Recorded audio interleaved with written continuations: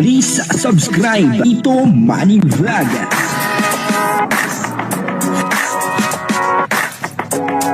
Payagan po si Tito Manny Vlog na mag-reactor para pambiling gamot sa kanya pong karamdaman.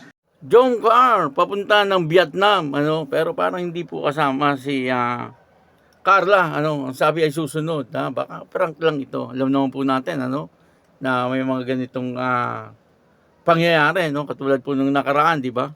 Yung papunta ng Singapore, na prank si Kalingap Jomar, ni Kalingap Rob, pero kasama pala itong si Carla.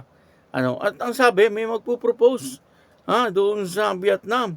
Grabe, sino po kaya itong magpo-propose na ito doon sa Vietnam? Baka si Kalingap Jomar ito, magpo-propose kay Carla. Alamin po natin at papanoorin po natin yung video. Pero bago po yan, siyempre ako muna po bumabati sa inyong lahat ng magandang umaga, magandang tanghali, at magandang gabi sa inyong lahat mga kapatid.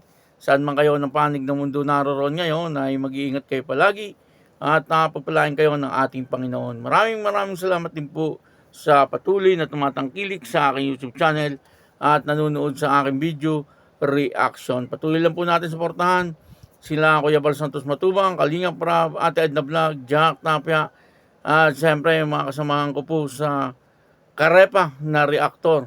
Ganyan din po yung mga charity vlogger na Kalingap partner. Ito po yung video na kung saan ay papunta na ng Vietnam. Etong Team Kalingap, kasama si Kuya Bal. At ang kabuuan ng video ito ay mapanood po natin sa YouTube channel ni Bal Santos Matubang. Ayan portahan po natin si Kuya Bal. Ito po yung video, panoorin po natin. Anong feeling ng isang Papa Jomar? For the first time, wala si Carla. Yun na nga po kulang po yan, malungkot.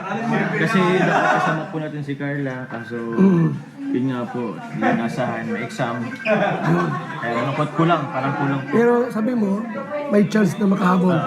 Pero Kuya Bal, tulad nga pong nabanggit ko kanina, ang tinatry po natin na makahabol po si Carla after the exam, punta po sa meeting.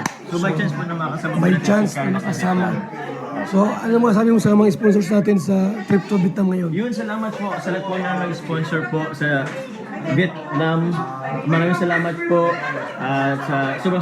Salamat po sa suporta ninyo. Sana po pagpalain na lang po kayo ng God. Merry Christmas po. Thank you so much. Thank you, Papa Kuya Jones, Bal. and Merry Christmas. Merry Christmas po. Happy New Year. Happy New Year po. Salamat po. God bless po. Okay, magandang araw po muli sa ating lahat mga Kalingap. Salamat po ang pinaka-sakalam at wagon po ng Kalingap Tahanan. Manager, Kalingap Pia. Hello po, magandang araw po sa atin mga Kalingap. Saan ang trip at parang bis na bis ka? Ano po, ngayon po napadamay po tayo, naisama po tayo dito sa Vietnam travel po. Kasama ang Jomcar. Jomcar ang Vietnam trip. Yes po, Jomcar. sila po yung Yun. main group na sumuport para matuloy po itong travel na to. Bali, ilang days pa sa Vietnam? Ilang araw? Almost 5 days po. Almost 5 days na po mga Kalingap yung travel po ng Vietnam. Grabe, solid na Matagal-tagal, solid. Opo. Meron ka bang yung ideas or ano ang Vietnam? Wala po di pa po ako nakakapagpasyal sa Vietnam. Pero sabi daw po nila, maganda daw po ang lugar ito. Kapag winter malamig. Malamig din ba doon? Oo daw po may lamig din daw Pero walang yelo. Hindi ko lang, pero may ibang part daw po na nag-snow. May ibang part daw po na nag-snow. Kasi nga alam ko, ang Vietnam para din Pilipinas daw. Parang Pilipinas, medyo mainit daw. Pero kapag winter daw po, yung ibang part sa Vietnam malamig. Ewan ko lang po doon sa pupuntahan natin, hindi ko alam. Sa Vietnam ba maraming Vietnamese doon? Ay, baka po. Maraming Vietnamese doon.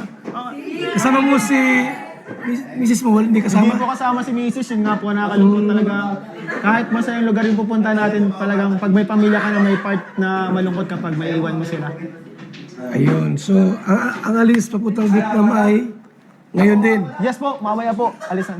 December ano ngayon? 17 ba? 16. 16 po, December 16. So bukas, December 17, nasa Mamaya din po, nasa Vietnam na tayo. Mamaya din po, nasa Vietnam tayo. Opo. Gabi. Oo, kaming gabi po. Grabe. Kasama natin si Boss. Yes po, si boss. From Germany pa po. From Germany. Ayan, kusalitain natin. Hello mga kalingap. Kuya Pipo pala. Last time kasama din ako ng Jumper sa Thailand. And Grabe, this time, bro. Ayaw ko talaga palampasin yung opportunity Grabe, ba't na-slow mo na bigla? makasama ang Jumper ulit. Bro, paano ka ba nakasama dito? Kasi alam ko dun sa ano, parang ano, wala ka dapat eh. Wala talaga ako. Paano ka nakasama, bro? Ito talaga talagang pinilit ko talaga siya. Binigay ko yung best ko nang makaawa ako sa boss ko. Ay, grabe. Operating room. In German po. Fluent German talaga pag Bitte.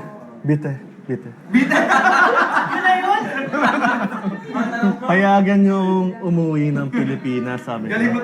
Grabe po. 2 taon na ako nagtatrabaho dito ng Pasko. Sana pauwi niyo ako ngayong Pasko para makasama ko yung Jumper talaga. And Yun, grabe guys. Para lang yun ma-witness niya personally kung ano ang mangyayari sa Vietnam tour na to. Malay mo, may mag-propose. Ay, grabe.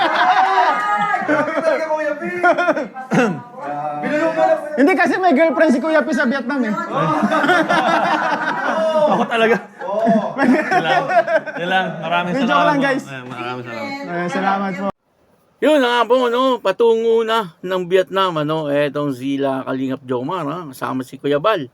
At nandoon din si Ian Ramirez, Sabi, may magpo-propose.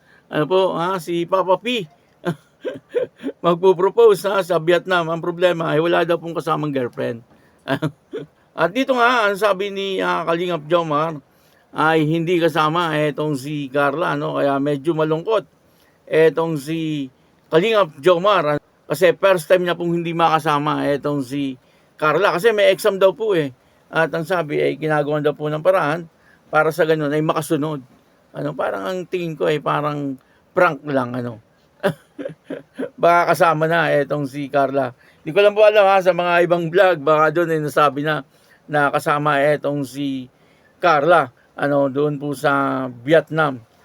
Kasi nung nakaraan papunta Singapore na-prank po dito si Kalingap Jomar, sabi hindi kasama bandang huli sinundo nila ni Kalingap Rab etong si Carla at pinaprank lang pala etong si Kalingap Jomar. Baka ngayon ganun uli. Hindi ko po alam kasi hindi naman po nasama sa vlog ni Kuya Bal. Ito pa lang po ang pinapanood ko, ito pa lang vlog ni Kuya Bal. Yung pag-alis nila Kalingap Jomar. Doon po sa mga ibang vlog ay hindi ko pa po napapanood. Baka doon sa mga ibang vlog ay sinabi na kung kasama talaga or hindi etong si Carla. Kung hindi kasama ay talagang malulungkot nito si Kalingap Jomar kasi first time na nangyari. Na sila ay aalis ng bansa na hindi po kasama etong si Carla. Talagang kahit naman sino, malulungkot po talaga, kapag hindi po kasama yung pinakamamahal sa buhay. Alam naman po nating lahat na etong si Kalingap Jomar ay ang gusto po lagi nito ay talagang kasama etong si Carla. Kaya lang siyempre kung may exam ay mas importante po yun. Yung pong exam sa eskwelahan. Kasi siyempre pag-aaral po yun, para sa kanyang magandang kinabukasan. Kasi kung hindi po siya maka-exam, ay baka po magkaroon siya ng back subject. Kaya siguro inuna muna ni Carla yung kanyang pag-aaral. Kung sakali, na hindi po kasama. Pero ang sabi ni Kalingap Jomar ay susunod daw po. Susunod daw. At baka sa makalawa, ay makasunod etong si Carla. Kung hindi po prank pero sa tingin ko prank lang. Kaya yun, ang sabi ko po magpo-propose dito ay si Papa P. Kaya yun, maraming salamat po sa inyo lahat. At ako po si Tito Manny Vlog na nagsasabing God bless you all.